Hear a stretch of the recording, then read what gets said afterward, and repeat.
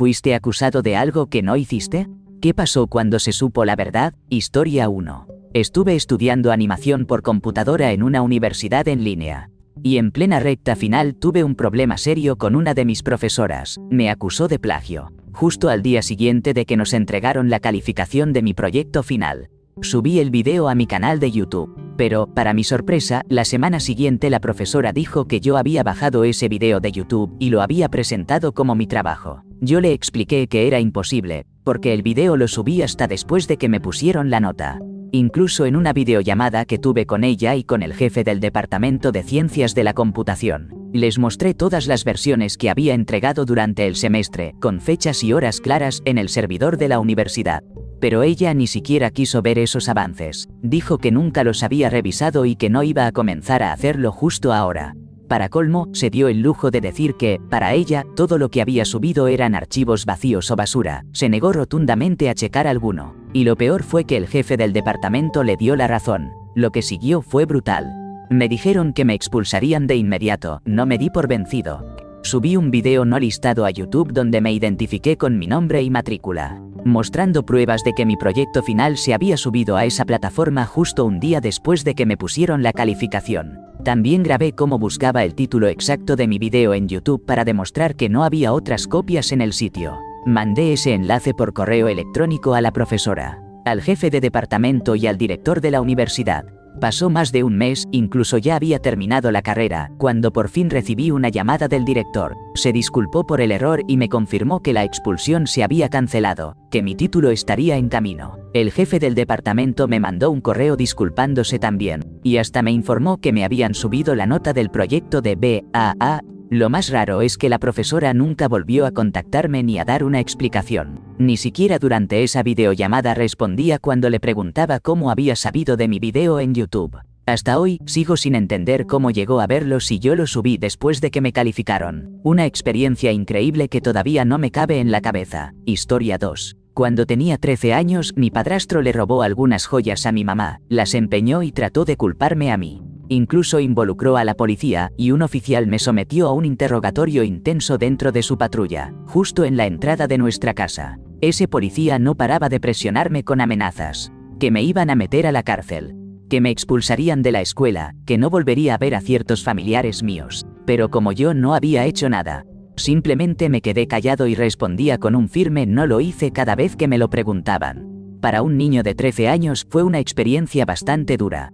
Al final, cuando descubrimos que mi padrastro había sido el culpable, incluso teníamos videos y testigos del lugar donde empeñó las joyas, el policía simplemente dijo, solo estaba haciendo mi trabajo. No creo que haya recibido ningún castigo. Mi mamá se divorció de mi padrastro ese mismo verano. Pero desde entonces, salvo en casos de emergencia, no he vuelto a confiar en la policía. Historia 3. Mis papás fueron acusados de intento de homicidio contra mi hermana mayor cuando ella apenas tenía unos 10 meses. Lo que sucedió fue que se enredó con una manta y, de alguna forma, esa tela se apretó alrededor de su cuello. Cuando mi papá llegó a casa después de su turno de noche como taxista, fue a revisar a mi hermana y la encontró con un tono azulado y sin respuesta. Él empezó a gritar, lo que despertó a mi mamá, y ambos intentaron desesperadamente liberarla de la manta. Era una manta de tejido abierto, y la cabecita de ella había pasado por uno de esos agujeros y se había enrollado, por lo que tuvieron que cortarla para poder liberarla. Por fortuna, ella recuperó el color y comenzó a respirar con normalidad justo cuando llegó la ambulancia. Llamaron a emergencias y la llevaron al hospital, pero ahí la situación se volvió un infierno. El doctor los señaló acusándolos de haberla sometido de manera intencional. Sostuvo que las marcas en el cuello y las heridas ocasionadas por el intento de liberarla no coincidían con la explicación que ellos dieron. Sin más pruebas que el testimonio de ese médico, arrestaron a mis papás y los acusaron formalmente de un intento de despojarla de la vida. Mi hermana fue puesta bajo el cuidado de un hogar temporal, donde permaneció un año mientras el caso legal avanzaba. Todo el tiempo esperaban que mis papás se incriminaran el uno al otro, o al menos que mi mamá señalara a mi papá para salir del problema. Pero ellos se mantuvieron firmes, aunque en ese momento mi mamá estaba embarazada de mí y les dijeron que tal vez me quitarían también. De hecho, mi papá le dijo a mi mamá que si tenía que suceder, que ella lo señalara para poder recuperar a mi hermana y quedarse conmigo. La situación hizo que todo el vecindario se volviera en su contra. Perdieron amigos y hasta algunos familiares empezaron a creer esos rumores de donde hubo fuego, cenizas quedan. Cuando finalmente llegó el momento del juicio, todo se desmoronó. Los declararon inocentes, recuperaron a mi hermana y yo nací poco después. Pero mis papás nunca se recuperaron del todo. Las heridas fueron profundas y terminaron divorciándose. Nunca recibieron una disculpa, y para muchas relaciones el daño ya era irreversible. Historia 4. Una vez viajaba como pasajero con alguien que consideraba un amigo, pero casi termina matando a alguien en un accidente por manejar ebrio. Apenas pasó, lo saqué del auto y me senté a su lado diciéndole que probablemente esa noche lo iban a arrestar. Cuando llegó la policía, él empezó a acusarme de ser el conductor, y para colmo, la mujer a la que chocaron también empezó a respaldarlo. Me quedé en silencio sin entender qué estaba pasando, si ni siquiera era mi carro. Los policías decían que tenían un video de mí manejando, sacado de un banco que estaba cerca, además de que la cámara del tablero del auto grabó todo, y contaban con 3 testigos en mi contra. Me llevaron al hospital porque el vidrio de la ventana, que fue la única que se rompió, me cortó el brazo y me tuvieron que poner grapas. Pasé casi 8 meses peleando en el proceso previo al juicio hasta que, finalmente, retiraron el cargo por conducir en estado de ebriedad. Desde el día que salí de la cárcel con la fianza, tenía marcas de las correas del cinturón de seguridad del asiento del pasajero en el pecho, pero cuando me llevaron al hospital nadie revisó eso. Por eso tuve que acudir a mi propio médico para que documentara esas heridas. Un año después, me demandaron. Tardó como 2 años para que el seguro del tipo se pusiera de acuerdo con la mujer y le pagaran apenas $40,000. Todo mientras él seguía alegando que era inocente y daba declaraciones diciendo que, en realidad, yo fui quien manejaba. El acuerdo se cerró justo un día antes de la fecha en que yo tenía que declarar. Historia 5. Mi ex me acusó de acoso y delitos cibernéticos. Por eso me revocaron mi autorización de seguridad y me redujeron el sueldo a la mitad durante casi un año, mientras el caso seguía su curso en la justicia. Cuando finalmente llegamos a la corte, gasté $25,000 solo para tener la oportunidad de que me escucharan y pudiera presentar evidencia. Al final, la policía me propuso retirar todos los cargos si aceptaba no reclamar los gastos legales. De lo contrario, alargarían el proceso y el costo sería mucho mayor. Nadie se disculpó. Para recuperar mi autorización y que me devolvieran mi salario completo, me tomó otro año y medio. Esa es la versión corta. La historia completa es otra. Terminamos cuando la descubrí engañándome. Cuando la confronté, me atacó con un objeto afilado en la garganta. Luego llamó a la policía y a una ambulancia, asegurándoles que ella me había dejado y que yo había intentado quitarme la vida. Después de salir del hospital, me mudé, cambié de número y borré todas mis redes sociales. 14 meses más tarde, me enviaron una orden de protección vía correo electrónico porque la policía no lograba localizarme. Intenté comunicarme varias veces con la estación para aclarar la situación. Cuando finalmente hablé con un oficial, me dijo que estaban tratando conmigo porque yo era el único sospechoso que ella mencionó. Le pregunté de qué me acusaban y me respondió que lo descubriría en la corte. Hablé enseguida con un abogado, quien me aconsejó no hacer declaraciones, pues la policía ya me había declarado culpable de antemano. Mi jefe y algunos colegas también me atacaban, tildándome de mentiroso y necio. Luego me asignaron tareas reducidas y me bajaron el sueldo porque me revocaron la autorización de seguridad. No se mantiene si tienes procesos legales abiertos. Algunos amigos decían que si yo fuera inocente, ya habrían tomado cartas en el asunto, pero esa no era la realidad. Además, tuve que acudir a la estación local por la orden temporal de protección, y un oficial se tomó el tiempo de interrogar a mi pareja, cuestionándola extensamente y acusándome de violencia doméstica, lo que generó una fuerte molestia en ella.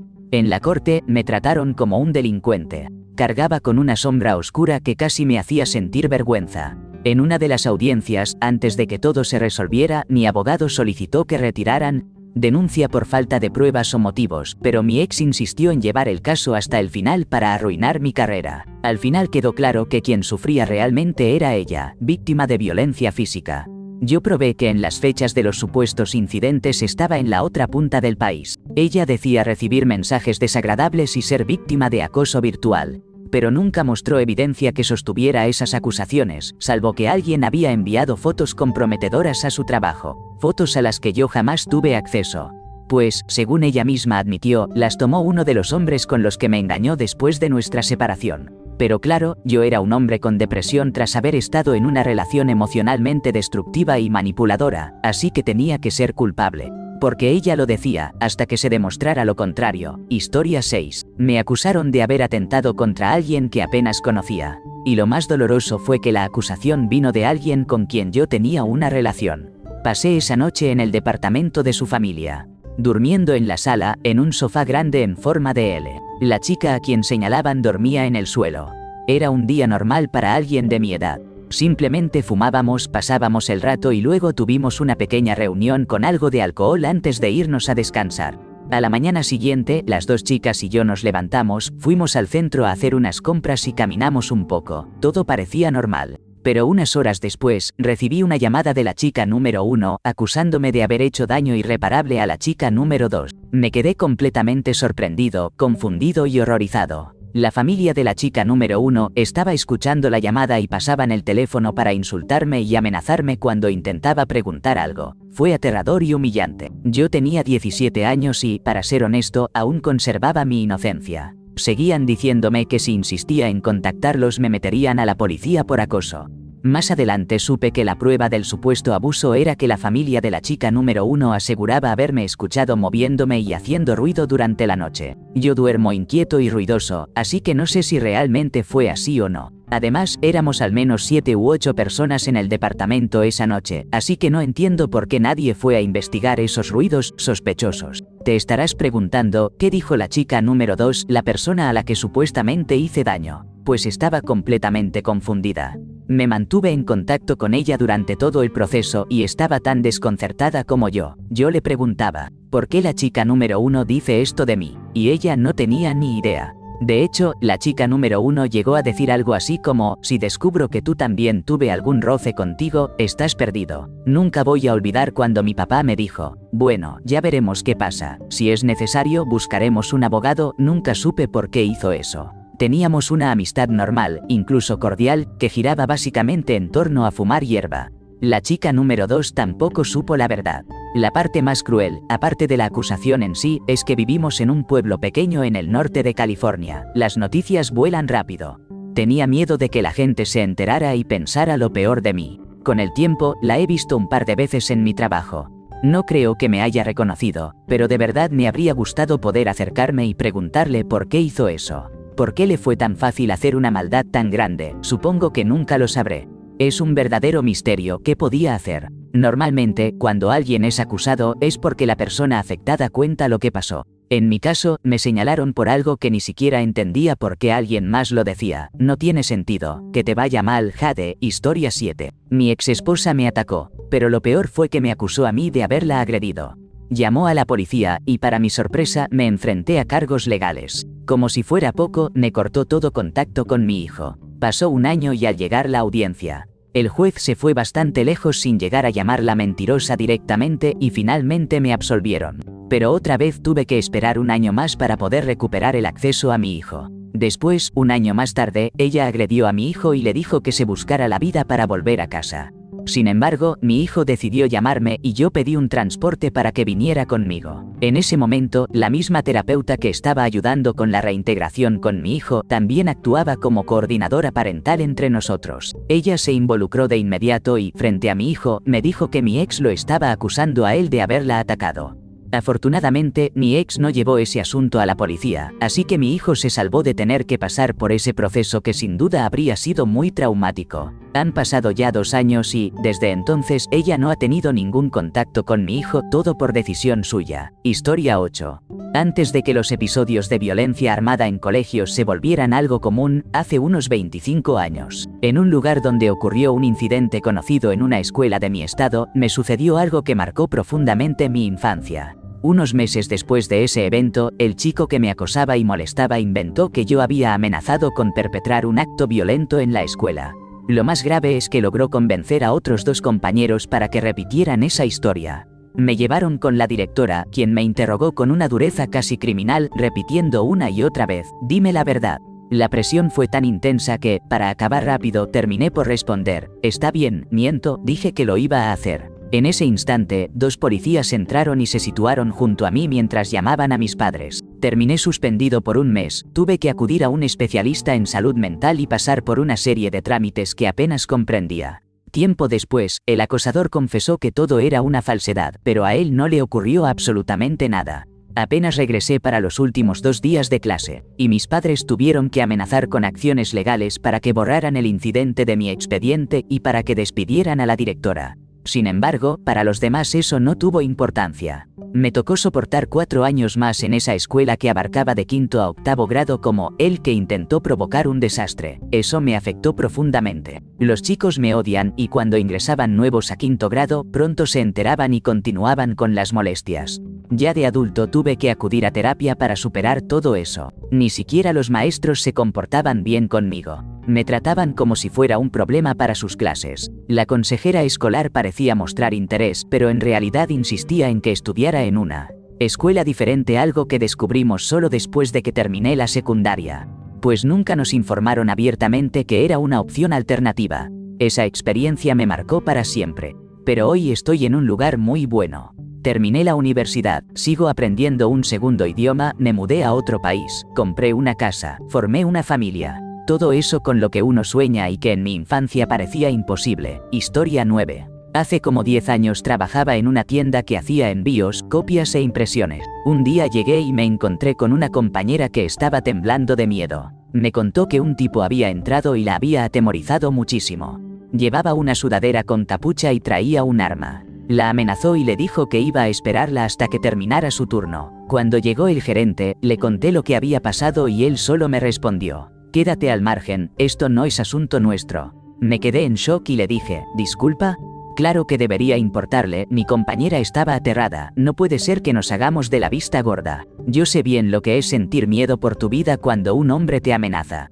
Pero me dijo que lo dejara así y no insistió. Lo que pasa es que mi compañera había impreso otra copia de lo que ese tipo quería, y resultó ser un manifiesto. Tenía nombres, fechas y lugares. Antes de que llegara el gerente, yo hice una tercera copia y la escondí. Cuando llegó, él agarró la copia de mi compañera y la tiró directa a la trituradora. Yo usé mi copia para averiguar quién era el tipo. Mi amiga y yo lo rastreamos y encontramos su página de Facebook. Los papás decían que él estaba desaparecido, que había dejado sus medicamentos y era muy peligroso. Decían que si alguien lo veía, debía llamar a la policía. Quise contarle todo esto a mi gerente y él se volvió loco, diciéndome que podría perder mi trabajo por romper la confidencialidad. Le dije que estaba fuera de sí, que gente podría perder la vida. Pero me mandó a dejar el asunto. Mientras tanto, en el trabajo, mi amiga llevó todo a la policía. Ellos la llamaron después. Mi gerente se puso furioso conmigo y me dijo que no fuera a trabajar por unos días. Pasaron unos días y me llamaron para que fuera. Cuando llegué, había un tipo grande, musculoso, de seguridad que me pidió que me sentara atrás. Bueno, seguro por fin van a hacer algo con ese tipo, pero no fue así. El guardia empezó a soltar mentiras terribles sobre mí. Decía que yo había sustraído dinero de la caja, como $177.33, y que había sido captada en cámara haciéndolo. Y luego que había vuelto a poner el dinero en la caja al día siguiente. Yo no entendía nada, le dije que no tenía sentido, pero él me mandó a callar. Empezó a lanzar más acusaciones absurdas, siempre con un tono agresivo, parecía un interrogatorio. Yo ya estaba totalmente confundida y nerviosa. Me dijo que en la tienda había al menos 20 cámaras del tamaño de un alfiler que me vigilaban todo el tiempo. Seguía inventando cosas que yo negaba una a una. Esto duró horas. Terminé rompiendo en llanto, escribiendo una declaración donde negaba todo y me fui súper afectada. Hasta después me di cuenta de lo mal que me habían tratado. Al día siguiente me llamaron para decirme por teléfono que estaba despedida por hablar con amigos en el trabajo.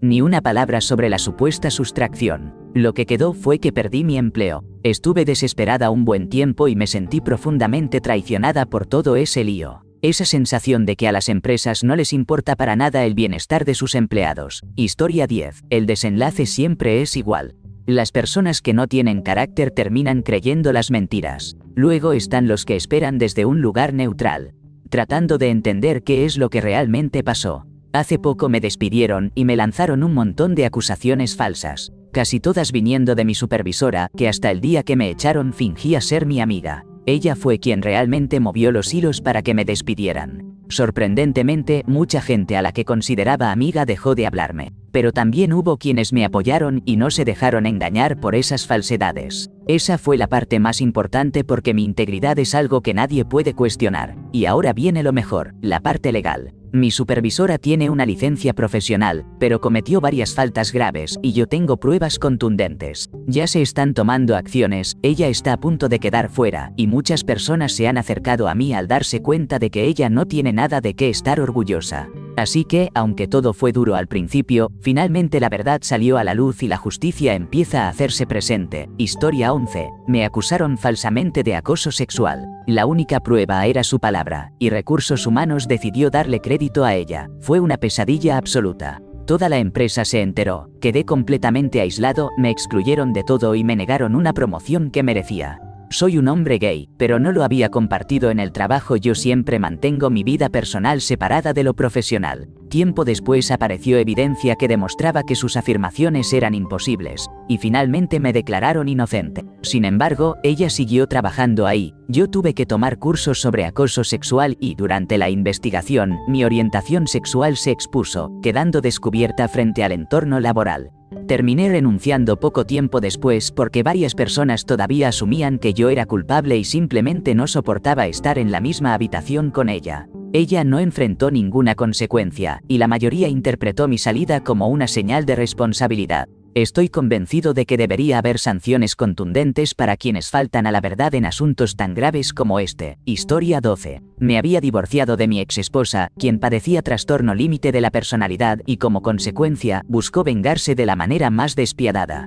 Aunque la razón del divorcio fue porque la descubrí engañándome con varios hombres casados, para ella eso no tenía importancia. En su mente, yo era el responsable por querer separarnos, lo que implicaba vender la casa y los carros. Además, el hecho de que nuestras hijas prefirieran vivir conmigo en lugar de con ella solo avivó aún más su deseo de revancha. Durante el juicio, ella convenció a una amiga para que escribiera una carta al juez, acusándome de entrar con frecuencia al vestidor de las niñas en el club de gimnasia. La cuestión es que nuestras hijas ni siquiera practicaban gimnasia. Así que, ¿qué sentido tenía mi presencia allí? El abogado de mi ex intentó dejar entrever que yo tenía intenciones inapropiadas con nuestra hija mayor, que en ese entonces tenía apenas 7 años. Pero el juez, apenas leyó la carta de la amiga de mi ex y escuchó lo que proponía su abogado, los reprendió con firmeza y claridad. Fue un instante en el que quedó muy claro quién sostenía la verdad y quién buscaba manipular la situación. Historia 13. Mi papá tiene un problema con el alcohol y hubo un momento en que me señaló de haber tomado la botella de vodka de mi hermana. Pero eso terminó abriendo una conversación honesta sobre su lucha con la bebida. Mi familia tiene una casa en el lago que compartimos entre varios parientes. Hace unos veranos, un fin de semana fuimos mi pareja y yo.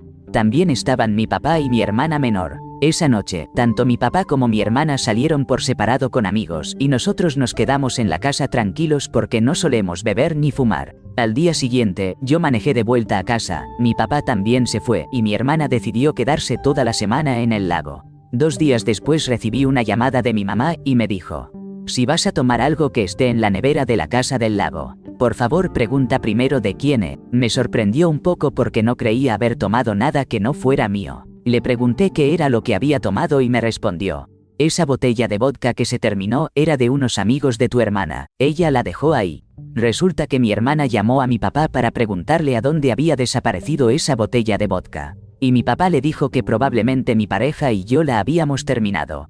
Eso desató una discusión intensa por teléfono entre mi papá y mi hermana, justo cuando él se estaba sentando a ver una película con mi mamá, mis abuelos y mi otra hermana. El reclamo se armó, mis hermanas lloraban, una por teléfono y la otra en persona, y mi mamá estaba muy avergonzada porque sus padres estaban de visita y todo ese escándalo ocurría frente a ellos. Cuando me enteré de la acusación, le comenté a mi mamá que me extrañaba la situación, y entonces ella se dio cuenta.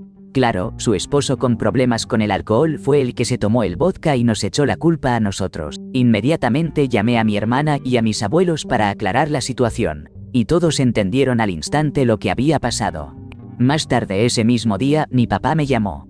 Quiso iniciar una charla, pero yo me mostré muy fría, sin engancharme, hasta que finalmente dijo: supongo que mamá ya te contó lo que pasó anoche. Entonces empezó con excusas, pero yo no quise escuchar ninguna y le dije: papá, no me interesa por qué lo hiciste. Lo que importa es que reconozcas que tu forma de beber nos está afectando, a mí y a mis hermanas, y cómo eso ha dañado nuestra relación contigo. Esa fue la única conversación sincera que he tenido con él sobre su alcoholismo.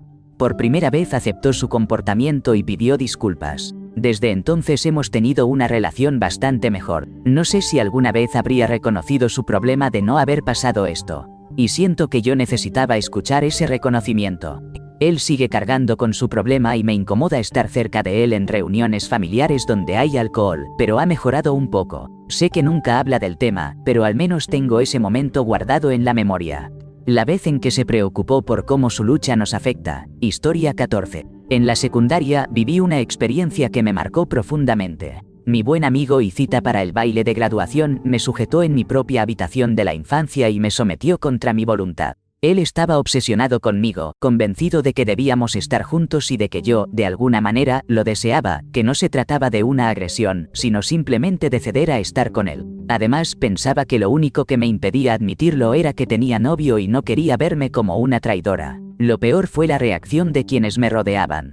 Mis amigos, sus amistades e incluso mi novio, quien asumió que yo le había sido infiel y usó eso como excusa para acercarse a otras chicas. Me decían que exageraba o que simplemente inventaba todo. Y que no debería decir esas cosas porque cuando las chicas mienten, ponen en problemas a los chicos. En ese entonces, términos como asalto sexual eran casi desconocidos y cuando intenté explicar lo que había vivido, la gente asumió que estaba acusándolo de algo terrible. Al enterarse él, se enfureció muchísimo y terminó logrando que fuera yo quien le pidiera perdón, aunque nunca expresé nada de eso y, peor aún, fue él quien me lastimó. Con el tiempo comprendí que lo que sufrí fue un asalto sexual. Recuerdo que forcejeé con todas mis fuerzas, que logré levantarme y darle una patada en la cabeza para detenerlo. Estoy segura de que, de no haberlo hecho, me habría sometido por completo.